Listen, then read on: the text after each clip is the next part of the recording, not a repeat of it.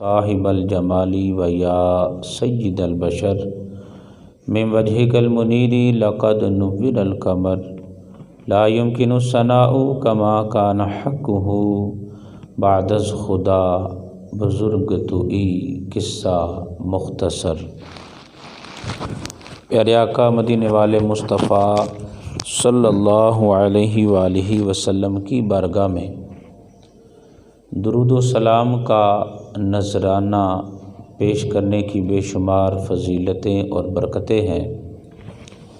خاص طور پر شعبان المعظم کے اس مقدس اور بابرکت مہینے کے اندر جو بندہ حضور نبی کریم صلی اللہ علیہ وآلہ وسلم کی ذات اقدس پر شعبان المعظم کی راتوں میں روزانہ 700 بار درود حضور نبی کریم صلی اللہ علیہ وآلہ وسلم کی ذات پہ بھیجتا ہے تو اللہ چند فرشتوں کی ذمہ داری لگا دیتا ہے۔ وہ فرشتے وہ درود سرکار صلی اللہ علیہ وآلہ وسلم کی بارگاہ میں پیش کرتے ہیں، جس سے سرکار علیہ الصلاۃ والسلام کی روح مبارک خوش ہوتی ہے، اور پھر اللہ انہی فرشتوں کی یہ ڈیوٹی لگا دیتا ہے، وہ اس درود پڑھنے والے کے لیے دعا کرتے رہتے ہیں۔ اس لحاظ سے اگر ہو سکے تو ہمیں بھی حضور نبی کریم صلی اللہ علیہ وآلہ وسلم کی ذات والا صفات پر درود و سلام پڑھنا چاہیے۔ اللہ تبارک و تعالی ہمیں اس مہینے کی درود و سلام کی خصوصی برکتیں عطا فرمائے۔ ایک بار تمام احباب مل کر بلند آواز سے درود پاک پڑھ لیجیے۔ الصلاۃ والسلام علیک یا سیدی یا رسول اللہ وعلی آلک و اصحابک یا حبیب اللہ۔ الصلاۃ والسلام علیک یا سیدی یا نبی اللہ وعلی آلک و اصحابک یا سیدی یا نور اللہ۔ پیارے اور محترم اسلامی بھائیوں اور بزرگوں، شعبان المعظم کا یہ مقدس اور بابرکت مہینہ ہے۔ آج جمعۃ المبارک ہے اور سوموار والے دن گزار کر آگے جو رات ہوگی شب براءت ہے۔ انتہائی برکتوں والی سعادتوں والی رات بھی ہے اور انتہائی نازک رات بھی ہے۔ اس حوالے سے چند ایک گزارشات آپ کی بارگاہ میں عرض کروں گا،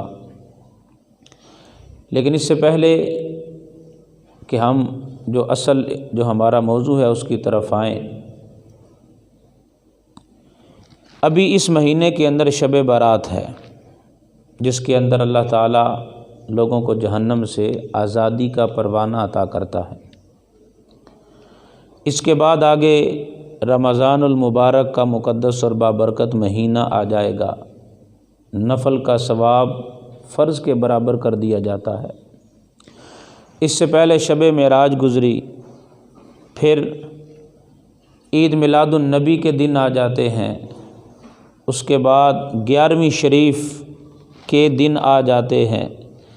یعنی اگر ہم غور کریں تو ہم اللہ تبارک و تعالیٰ کی رحمت حاصل کرنے کے بے شمار مواقع پاتے ہیں، اور مسلمان کیسا خوش نصیب ہے کہ اس کے ساتھ اللہ نے بھلائی کا ارادہ فرمایا ہے۔ یعنی مختلف بہانوں سے 5 نمازیں ہیں، تلاوت قرآن ہے، حلال رزق کا کمانا ہے، مسلمانوں کے ساتھ اچھا سلوک کرنا ہے، یہ ساری چیزیں مسلمان کے بھلے کے لیے۔ اور پھر کبھی کوئی مقدس رات آ جاتی ہے، بابرکت مہینہ آ جاتا ہے، جسے انبیاء سے نسبت ہے، اولیاء سے نسبت ہے۔ یعنی یوں بہانے سے ہمارے پاس یہ برکتیں رحمتیں آتی رہتی ہیں۔ گویا خدا چاہتا یہ ہے کہ کسی نہ کسی طرح میرے بندے کی بخشش کا ایک بہانہ بن جائے، اور خوش نصیب ہے وہ بندہ جو بخشش کروانے میں کامیاب ہو جاتا ہے۔ حدیث پاک کے اندر یعنی مومن کے ساتھ بھلائی ہی بھلائی ہے۔ حدیث پاک کے اندر حضور نبی کریم علیہ الصلاۃ والسلام نے ارشاد فرمایا کہ مومن کے معاملے پر تعجب ہے۔ کیوں؟ فرمایا کہ مومن کا معاملہ خیر ہی خیر کا ہے، اور یہ کسی اور کو نہیں ملتا۔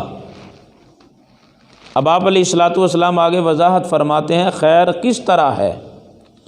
فرمایا مومن کو اللہ نعمت عطا کرتا ہے، اور مومن اس پر اگر شکر کرے تو مومن کے لیے بھلائی ہے، اور اگر اللہ مومن کو کوئی پریشانی دیتا ہے، مصیبت دیتا ہے، تکلیف دیتا ہے، تو اگر مومن اس پر صبر کرے گا اس کے لیے پھر بھی بھلا ہی بھلا ہے۔ نعمت کے ملنے پر شکر کرے تو کیا ملے گا؟ لَإِن شَكَرْتُمْ لَأَزِيدَنَّكُمْ، فرمایا اگر شکر کرو گے ہم مزید بڑھا کے عطا کریں گے، اور اگر مصیبت پر صبر کرے تو اللہ اس مصیبت پر صبر کی وجہ سے اس بندے کی مغفرت فرما دیتا ہے۔ ایک حدیث پاک میں فرمایا مسلمان کو جو بھی پریشانی، مصیبت، تکلیف، بیماری، غم، وبا، حتیٰ کہ وہ کانٹا جو اس کے پاؤں میں چبھتا ہے، فرمایا اس کی وجہ سے بھی اللہ بندے کی خطاؤں کو معاف فرما دیتا ہے۔ تو اس لحاظ سے مختلف راتیں آتی ہیں، مختلف مہینے آتے ہیں، مختلف جو ہے وہ برکت والے دن آتے ہیں، تو یہ گویا رب تعالیٰ نے ہماری بخشش اور مغفرت کا ایک نظام بنا رکھا ہے، اور رب تعالیٰ کی رحمت یہی چاہتی ہے کہ بندے مغفرت کے مستحق بن جائیں۔ انہی راتوں میں سے ایک رات شب برات ہے۔ اس کے دو الفاظ ہیں، شب اور برات۔ برات بھی استعمال ہوتا ہے، براعت بھی استعمال ہوتا ہے۔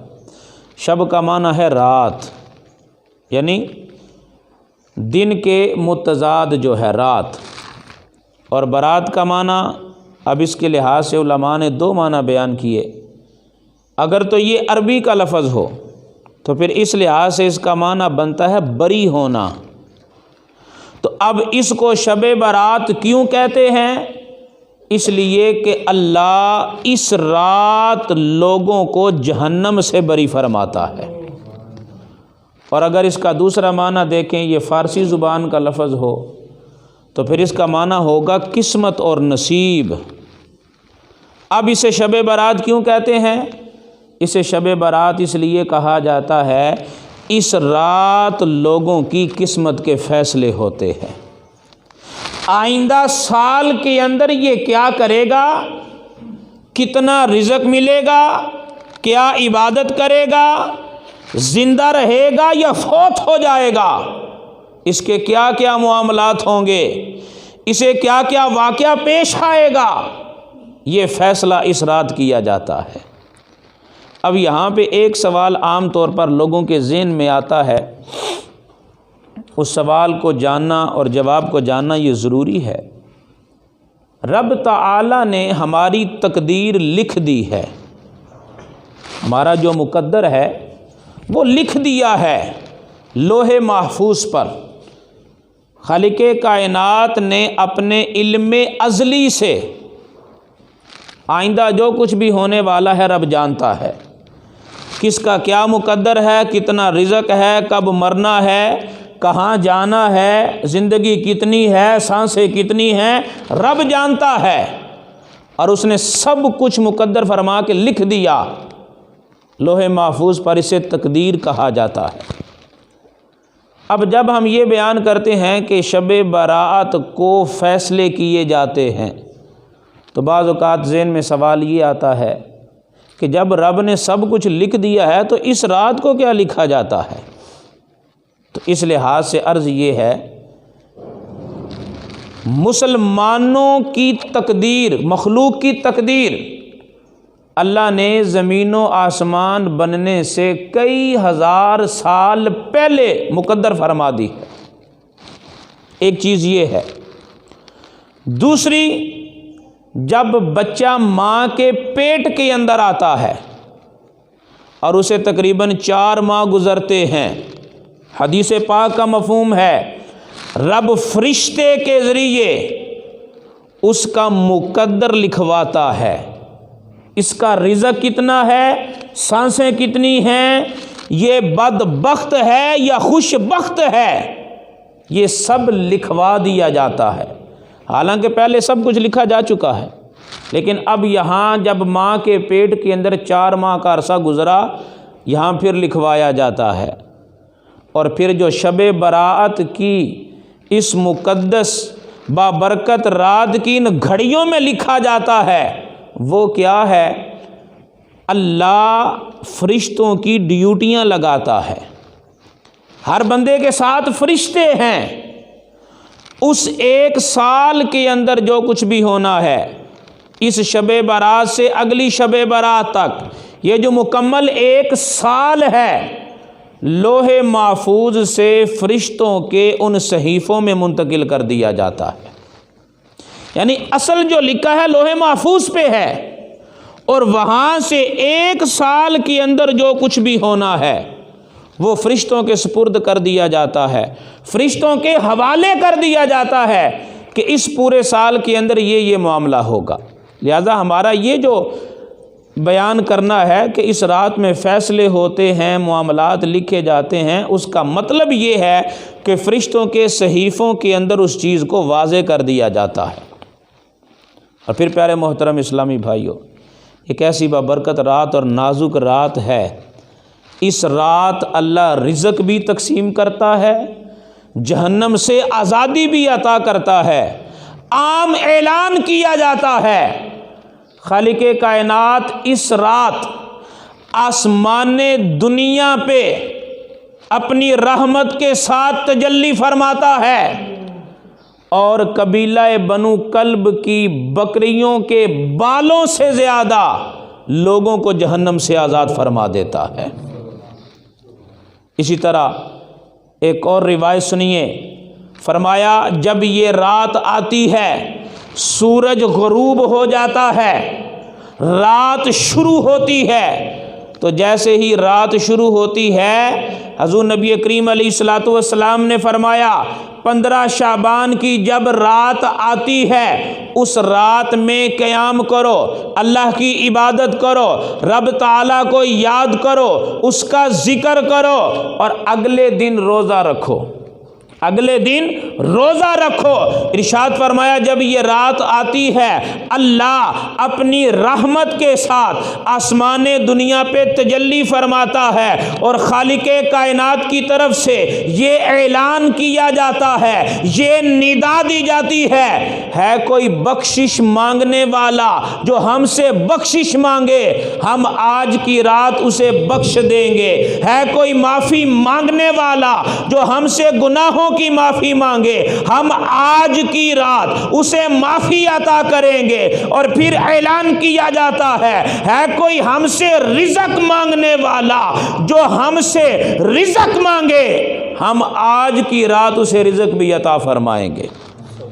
اور یہ اعلان سحری تک جاری رہتا ہے، سحری تک جاری رہتا ہے۔ تو اس سے اندازہ کیجئے یہ رات کتنی برکتوں والی رات ہے۔ رب بخشش بھی عطا کرتا ہے، رب رزق بھی عطا کرتا ہے، رب گناہوں کی معافی بھی عطا کرتا ہے۔ تو لہٰذا اس لحاظ سے پیارے محترم اسلامی بھائیوں، ہمیں کوشش کرنی چاہیے کہ اس رات جتنا ہو سکے ہم اللہ کی عبادت میں اسے گزاریں۔ مسجد کے اندر عبادت کی جائے، گھروں کے اندر عبادت کی جائے، خاص طور پر ہم یہاں اگر ہو سکے، بعض اوقات مساجد میں صلاۃ التسبیح کا اہتمام کیا جاتا ہے، محافل کا اہتمام کیا جاتا ہے، یا آگے پھر جو ہے وہ رات دیر تک جاگنا اور پھر قبرستان جانا، یہ سارے معاملات کیے جاتے ہیں۔ تو اس لحاظ سے ہمیں کوشش کرنی چاہیے کہ ہم بھی ان کاموں کے اندر شریک ہوں۔ اب اس رات جو ہے وہ اکثر جگہوں پہ یہ معمول ہوتا ہے صلاۃ التسبیح با جماعت ادا کی جاتی ہے، تو لہٰذا اس کے اندر بھی شرعاً کوئی حرج نہیں، صلاۃ التسبیح جماعت کے ساتھ ادا کر سکتے ہیں، نوافل جماعت کے ساتھ ادا کر سکتے ہیں، اس لیے کہ اگر ہم یہاں مسجد میں ہوں گے تو بہانے سے جماعت میں شامل ہو جائیں گے، اگر بندہ اکیلا ہوگا تو سستی ہوگی، اور پھر وہ بعض اوقات سوچتا ہے میں گھر جا کے پڑھوں گا، اب جب گھر جاتا ہے تو پھر وہ نماز کی طرف نہیں آتا۔ اسی طرح قبرستان جانا، حضور نبی کریم علیہ الصلوۃ والسلام اس رات قبرستان تشریف لے کر گئے، اور سرکار علیہ الصلوۃ والسلام سے کوئی بھی عمل اگر ایک بار بھی ثابت ہو جائے تو اس کے جائز ہونے کے لیے کافی ہوتا ہے۔ بعض لوگ یہ سوال اٹھاتے نظر آتے ہیں، جی سرکار تو زندگی میں ایک بار گئے تھے، تم ہر سال کیوں جاتے ہو؟ عجیب بات ہے، بھی سرکار نے، وہ کہتے ہیں سرکار ایک بار گئے تھے قبرستان اس رات، تم ہر سال جاتے ہو؟ تو بھی سرکار نے جب ایک بار ایک کام کر لیا ہے تو کیا جائز ہونے کے لیے کافی نہیں؟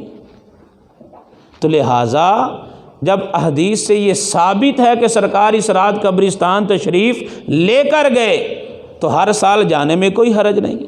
اور یہ جو ہم ہر سال قبرستان جاتے ہیں ہم اسے ضروری نہیں سمجھتے، یہ بات ذہن میں رکھیے گا، یہ قبرستان جانا واجب نہیں، ایسا نہیں کہ اگر کوئی قبرستان نہیں گیا تو اس کی عبادت ہی نہیں ہوگی، قبرستان جائیں، ضرور جائیں، لیکن اسے ضروری نہ سمجھا جائے، اسے واجب نہ سمجھا جائے، ہاں پھر خرابی ہوگی۔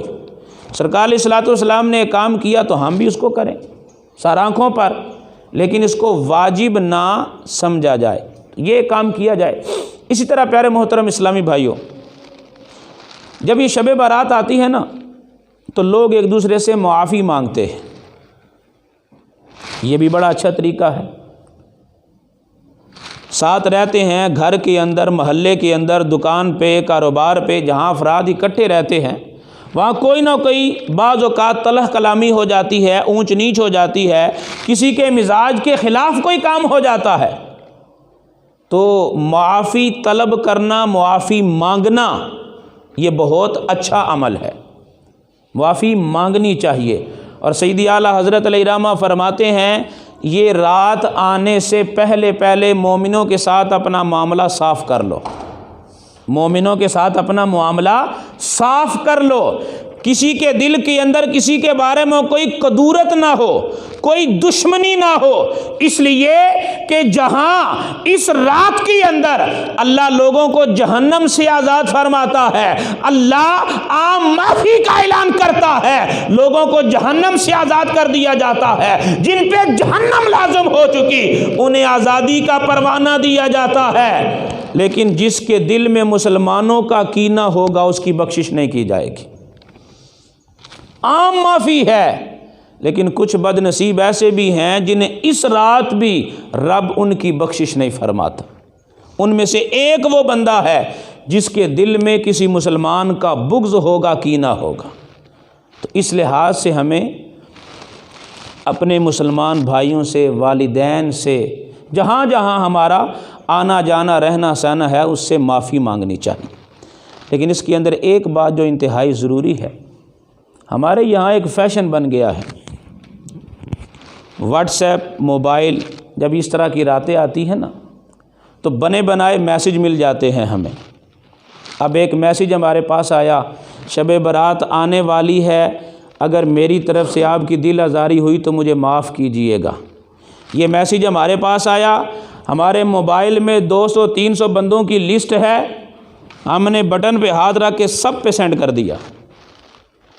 حالانکہ ان میں بعض وہ بھی تھے جن سے ہمارا جھگڑا ہوا تھا، بعض وہ بھی تھے جن کے ہم نے پیسے کھائے ہوئے ہیں، بعض وہ ہیں جن کی ہم نے دل آزاری کی ہے، اور ہم ایک میسج فارورڈ کر کے سمجھتے ہیں جی میری طرف سے کام ہو گیا ہے، میں نے تو معافی مانگ لی سب سے۔ اسے فارمیلٹی کہا جاتا ہے، معافی مانگنا نہیں کہا جاتا۔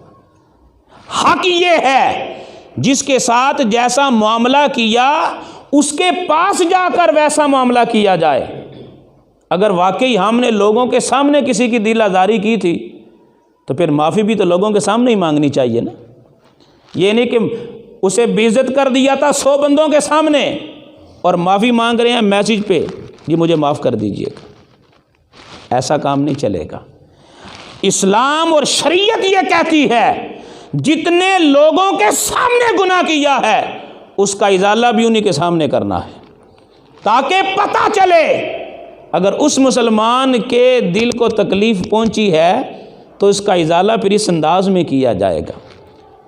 اور بعض اوقات ایسا، میں آخری بات عرض کر کے بیان کو ختم کرتا ہوں، بعض اوقات ایسا ہوتا ہے بندہ واقعی دل سے معافی مانگتا ہے، دل سے معافی مانگنی چاہیے، بندہ دل سے معافی مانگتا ہے لیکن اگلا جو بندہ ہے جس نے معاف کرنا ہے وہ معافی نہیں کرتا، وہ نخرے میں آ جاتا ہے۔